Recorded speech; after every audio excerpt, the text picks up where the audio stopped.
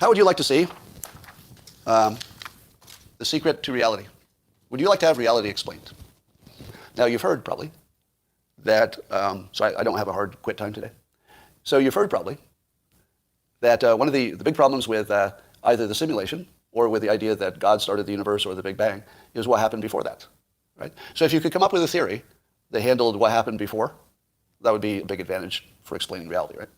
And you'd also have to explain the simulation, and you'd have to explain God, you'd have to explain physics, you'd have to explain the Big Bang. And here's a little starting point for you. Here are three things that are the same: heat, energy, and statistics. It's just all the same thing. Because wherever there's more energy, there's more heat. Because coldness is the opposite of energy, right? It's the opposite of any energy. So wherever there's energy, there's heat. But wherever there's energy, there's also luck. In other words, statistics follow energy. If you go to a city where lots of stuff is happening, your odds of getting a good job are better, right? Your odds of being lucky in a high energy situation are better. There are just more opportunities happening all the time. If you go to the country and there's one employer and they don't like you, there's not much energy there, not much odds. There's no chance for luck to happen. Now, how much energy was there during the singularity, the moment before the Big Bang? When the whole universe was compressed into some impossibly small space, I guess. How much was possible? And the answer is nothing. At the moment that nothing was moving, because everything was compressed, there should have been no possibility, no heat, no energy, because nothing was moving. So, how do you explain all of that with a model? Now, here's another little twist I'm going to throw in here. Do you know that there's no such thing as time? Einstein would back me up on this. There is a thing called space-time, meaning that time has no meaning unless you're looking at it in relationship to other things and their positions in space. So if space itself changes, in other words, if two things change in relationship to their distance or velocity or any other way in relation to each other, then time is said to have passed.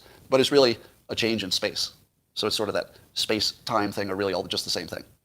So in the way that energy and luck are basically two ways to talk about the same thing, space and time are actually just two words to talk about essentially the same thing, things moving in relationship to other things. Let's put it all together.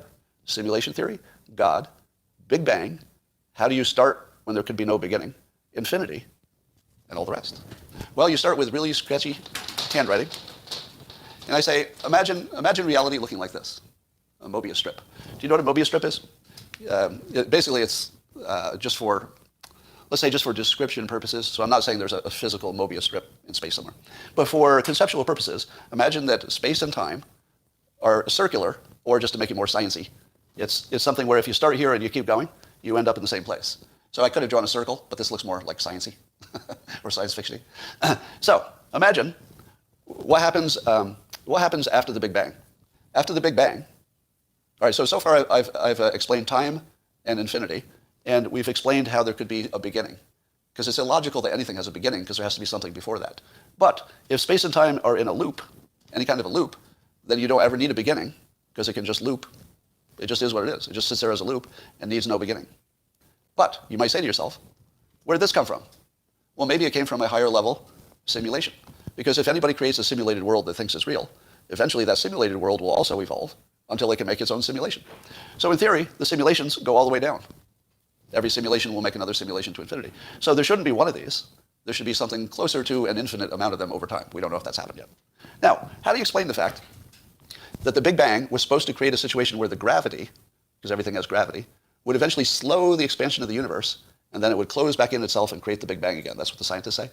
But then when they looked at the actual expansion of the universe, they found out the expansion was increasing instead of decreasing. The gravity was supposed to stop the expansion and then suck it back together over a gazillion years. But it's actually increasing. So what happens if all the matter in the universe continues for trillions of years to expand? All right, think of it in terms of not energy, but in terms of the odds, right? Remember, because energy is really just another way of saying the odds. Wherever there's the most energy, there's the most possibility. So at the moment of the Big Bang, there were no possibilities.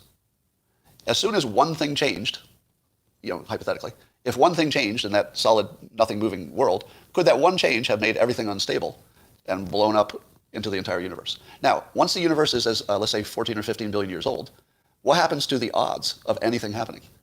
They start getting really good. So suddenly you went from the singularity where nothing could happen, and the odds of anything happening were basically zero, to something happened. Maybe you could call it God. If one particle changed in the singularity, and that was all it took to blow it up, you would call that a God particle, wouldn't you? Just something that happened that shouldn't have happened and nobody can explain it. One particle got on a whack and boom, universe.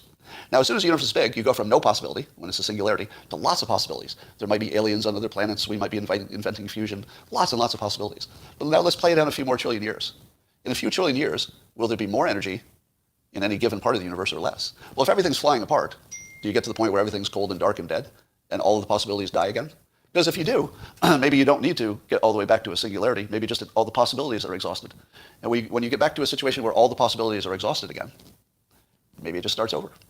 It's always darkest before the dawn. So one model of reality is that there are a whole bunch of looped realities, so there's no beginnings and no ends. Each of these loops is created by a higher level loop, which does imply there's one original species. But I'm not sure it has to, because could it be that the original species is also looped? Could it be that there is nothing to anything except the odds expanding and contracting? Could it be that the heartbeat of reality is nothing but a multi-trillion year heartbeat in which we start with nothing is possible, it expands to everything is possible, and then, here's the magic part, the moment everything is possible, nothing can happen. Yeah, what'd that do to your brain? The moment everything is equally possible, nothing can happen. And that's the singularity again. So there should be a natural heartbeat to the odds of anything happening, from zero all the way to everything, and then instantly back to zero, and then back to everything. Now, how it gets out of the nothing is possible would have to be God, right? So in this model, God is the odds. God is the possibility that you could go from nothing is possible to everything is possible. So God could be the smallest change in this stable singularity, and it just blew the whole thing up for trillions of years. Now, if you looked at it on the smallest scale, you'd say, if that's all God is, it's like one little God particle, or it's a muon, or some damn thing we haven't discovered yet, and all it did was tweak. It just went from no possibility to boop. It just moved, and the whole thing blew up. If that's what happened, then God would be both the smallest thing in the universe, in terms of the smallest initial action, and also the biggest. It would be everything and everywhere all the time, this thing called God, under that model. Now, this allows your traditional God and all its beliefs, because you might be on a loop where your religion is exactly correct for all you know, but other people could be on other loops. So, I believe this answers all of your questions. And let's see if I've lost anything out. It's also the only theory that predicts that the universe will keep expanding. Traditional science has to throw in, correct me if I'm wrong about that, but doesn't traditional science have to throw in dark matter to get the expansion? So basically you have to make believe there's an invisible thing, or else the math doesn't work. Dark energy. Yeah, dark energy, I'm sorry, not dark matter. I've solved the meaning of life. That is correct. And so, would you also like to know what a soul is? Let me tell you. In this model, a soul is what happens if your life has a ripple effect that affects other people. Because any change to anything will change everything forever, or it'll change forever like a ripple through time. Even the smallest changes, we know that.